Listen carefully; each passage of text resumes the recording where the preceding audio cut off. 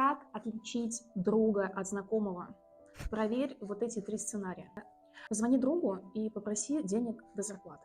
Хороший друг либо даст денег, либо честно откажет и объяснит, почему.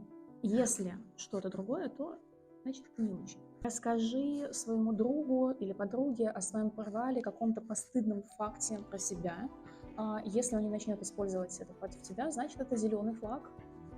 Классно. Еще один сценарий – это отменить встречу. Прямо прям перед встречей хороший друг, здоровый друг примет это нормально. Токсичный друг начнет стыдить тебя. Важно, переворачиваем и смотрим, чтобы ты сам или сама была хорошим другом, и вот эти все сценарии проверять не только на друзьях, но и разово. Такие проверочки такое себе. Но и подумай, как бы ты сама отнеслась на такие проверочки.